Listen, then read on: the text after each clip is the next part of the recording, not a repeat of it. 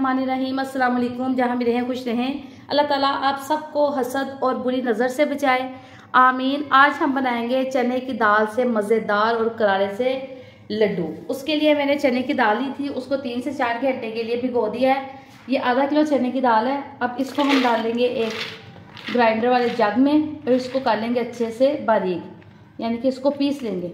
इसमें पानी ज़्यादा नहीं डालेंगे, बस 2 से 3 चम्मच की ये अच्छे से ग्राइंड हो जाए। इसको लगा लेंगे ढक्कन और दाल को कर लेंगे अच्छे से बारीक।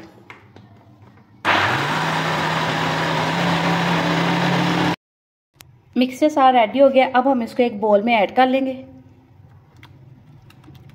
इसको अच्छे से ग्राइंड कर लेना है और इसके एक बोल में ऐड करके अब हम इसमें कुछ मसाले जो है ना वो शामिल करेंगे।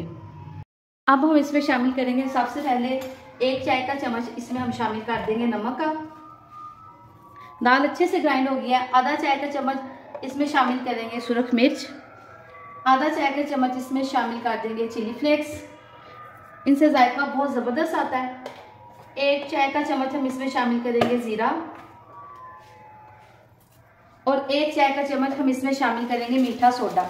मीठा सोडा आम हर घर में मौजूद होता है, इससे ये लड्डू जो है ना फुले फुले और खूबसूरत से बनेंगे।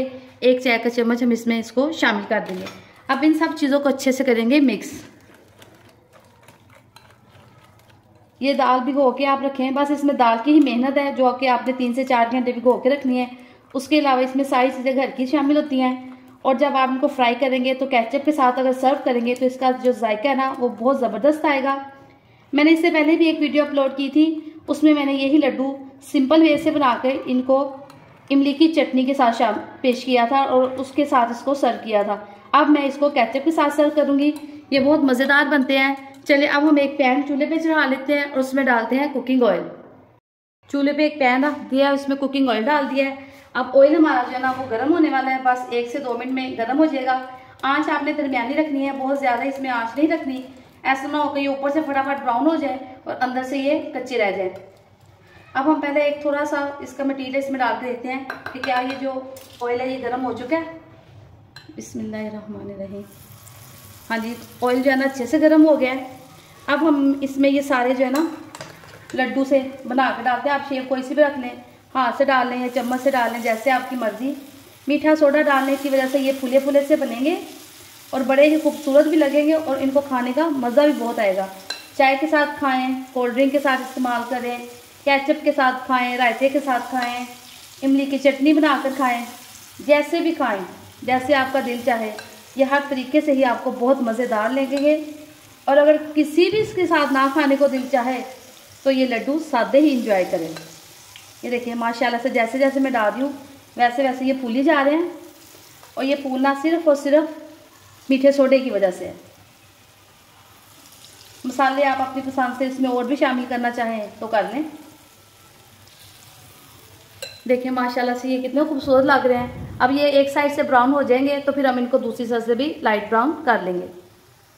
एक साइड से लड्डू जो है ना ब्राउन हो गए हैं। अब मैं इनकी आराम से ना साइड चेंज करूँगी ताकि ये दूसरी साइड से भी अच्छे से ब्राउन हो जाए। आराम से कोई प्लकर ले लें, उसके साथ कर ले।